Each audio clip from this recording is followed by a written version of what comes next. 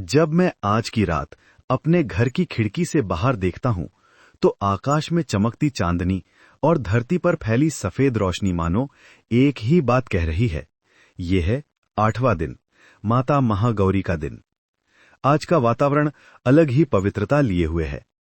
हल्की ठंडी हवा, धीमी सी घंटियों की आवाज और मन के भीतर उठती एक अनकही शांति। ऐसा लगता है मानो खुद ब्रह्मांड हमें याद दिला रहा हो कि शुद्धता ही सच्ची शक्ति है। मां महागौरी का नाम ही हमें उनका स्वरूप बताता है। महा अर्थात महान और गौरी अर्थात उज्जवल, गोरी, निर्मल। उनका रंग बर्फ की तरह सफेद बताया गया है, इतना उज्जवल कि मानो चांदनी भी उनके सामने फीकी पड़ जाए। पुराणों में कहा गया है कि जब मां ने कठोर तपस्या करके भगवान शिव को पति रूप में प्राप्त करने का संकल्प लिया, तो वर्षों तक जंगल में रहकर कठिन तप किया। तपस्या इतनी कठोर थी कि उनका शरीर काला और कृशकाय हो गया। परंतु जब भगवान शिव ने उनकी तपस्या स्वीकार की और गंगा जल से उनका स्नान कराया, तो उनका शरीर फिर से उज्जवल और गौरवर्ण का हो गया। इसी रूप में उन्हें महागौरी कहा गया। आज जब हम मां महागौरी की पूजा करते हैं, तो हम केवल एक देवी की आराधना नहीं करते।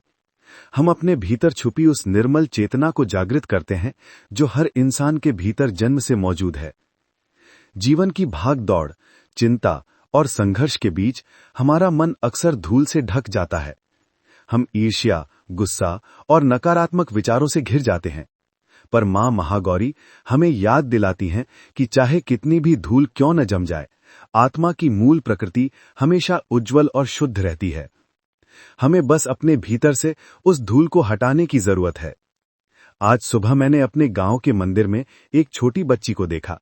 वो सफेद फ्रॉक पहने, हाथ में फूल लिए, बड़े ध्यान से घंटी बजा रही थी। उसकी मासूम मुस्कान को देखकर ऐसा लगा जैसे मां महागौरी खुद उस बच्ची की मुस्कान में मौजूद हैं। उसी पल समझ आया कि महागौरी का असली संदेश है, निर्मल हृदय ही सबसे बड़ा तप है। मानव मनोविज्ञान कहता है कि जब हम अपने विचारों को शुद्ध करते हैं, तो हमारा मस्तिष्क स्वतः शांत हो जाता है। नकारात्मक विचार हमारे शरीर में डोपामिन और सेरोटोनिन जैसे हार्मोन बढ़ाते हैं, जिससे हमें खुशी और ऊर्जा महसूस होती है। यही महागौरी का विज्ञान है, अंदर की शुद्धता, बाहर की रोशनी। जब हम अपने मन को साफ रखते हैं, तो बाहरी दुनिया भी हमें उज्जवल लगने लगती है। मां महागौरी की पूजा में सफेद रंग का विशेष महत्व है। सफेद रंग शांति, सादगी और नई शुरुआत का प्रतीक है।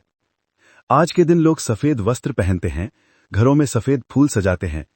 ये रंग हमें याद दिलाता है कि चाहे हमारा अतीत कैसा भी रहा हो, हम हर सुबह नए सिरे से शुरुआत कर सकते हैं। महागौरी का आशीर्वाद हमें ये साहस देता है कि हम अपने पुराने दुखों और गलतियों को छोड़कर आगे बढ़ें। मेरे एक मित्र की कहानी मुझे याद आती है। वो कई सालों से एक गलती के बोझ को ढो रहा था।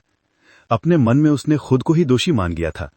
पर जब पिछले साल नवरात्रि में उसने मां महागौरी का व्रत किया, तो उसने महसूस किया कि खुद को माफ करना ही सबसे बड़ा वरदान है। उसने कहा, मैंने मां से प्रार्थना की और अचानक लगा कि जैसे किसी ने मेरे कंधों से भारी पत्थर हटा दिया हो। यह है महागौरी की कृपा, क्षमा की शक्ति। मनोवैज्ञानिक दृष्टि से देखें तो आत्म क्षमा मानसिक स्वास्थ्य के लिए अनिवार्य है। जब हम खुद को माफ करते हैं, तो मस्तिष्क का तनाव कम होता है, ब्लड प्रेशर नियंत्रित रहता है और नींद बेहतर होती है। यही कारण है कि मां महागौरी की उपासना को केवल धार्मिक नहीं, बल्कि एक मानसिक चिकित्सा भी माना जाता है। आज की रात जब आप मां महागौरी के सामने दीप जलाएं, तो अपने भीतर के अंधेरों को पहचानने की कोशिश करें। क्या आप किसी से नाराज हैं? क्या आपके मन में कोई पुराना डर या अपराध बोध छिपा है? दीपक की लौ को देखें और धीरे धीरे उन नकारात्मकताओं को उस लौ में समर्पित कर दें। महसूस करें कि जैसे जैसे दीपक जल रहा है, आपके भीतर की गंदगी जलकर राख हो रही है। मां महागौरी का वाहन बैल है, जो धैर्य और स्थिरता का प्रतीक है। जीवन में शुद्धता बनाए रखने के लिए धैर्य जरूरी है। कई बार हम जल्दी जल्दी परिणाम चाहते हैं। हम सोचते हैं कि एक दिन में ध्यान करने से मन शांत हो जाएगा, पर बैल हमें सिखाता है कि स्थिरता और धैर्य से ही असली परिवर्तन संभव है। अब जरा सोचिए, आज की दुनिया में जब हर जगह शोर है, सोशल मीडिया की भीड़, काम का दबाव, रिश्तों का तनाव, ऐसे में महागौरी का संदेश कितना गहरा है। वो हमें कहती हैं, रुको, सांस लो, अपने मन को धो। यही आधुनिक जीवन में सच्चा आध्यात्मिक अभ्यास है। मैं आपसे एक छोटा अभ्यास साझा करना चाहता हूं। आज रात सोने से पहले 5 मिनट के लिए अपनी आंखें बंद करें। कल्पना करें कि आप बर्फ से ढके पहाड़ पर बैठे हैं। चारों तरफ केवल सफेद रोशनी है। ये रोशनी आपके मन को छू रही है और धीरे धीरे आपके सारे दुखों को पिघला रही है। यह अभ्यास न केवल आपकी चिंता को कम करेगा, बल्कि आपको महागौरी की शक्ति से जोड़ देगा। मां महागौरी का एक और महत्वपूर्ण गुण है विवेक। शुद्ध मन वाला व्यक्ति सही निर्णय ले सकता है। जब हमारा मन गुस्से या ईर्ष्या से भरा होता है तो हमारी सोच धुंधली हो जाती है, पर जब हम शांति और पवित्रता में रहते हैं तो हमारी अंतर्ज्ञान शक्ति बढ़ जाती है। यही कारण है कि महागौरी को ज्ञान और बुद्धि की देवी भी माना जाता है। आइए आज इस 8वें दिन हम मां महागौरी से यही प्रार्थना करें कि वो हमें ऐसा हृदय दें जो हमेशा साफ रहे, ऐसा मन दें जो हमेशा संतुलित रहे, और ऐसा विवेक दें जो हमें सही राह दिखाए।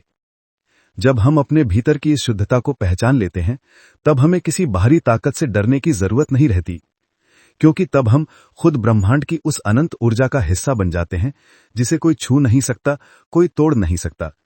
यही मां महागौरी का सच्चा आशीर्वाद है।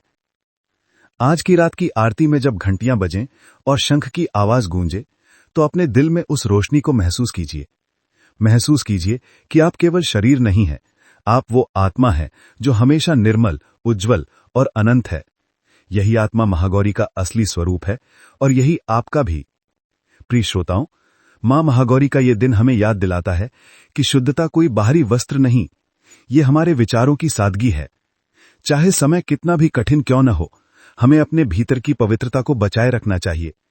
जब हम ऐसा करते हैं, तब जीवन में आने वाली हर चुनौती हमें और उज्जवल बना देती है। तो आज मां महागौरी से यही प्रार्थना करें, हमें वो शुद्ध मन दें जो हर परिस्थिति में उजाला देख सके। जय माता दी।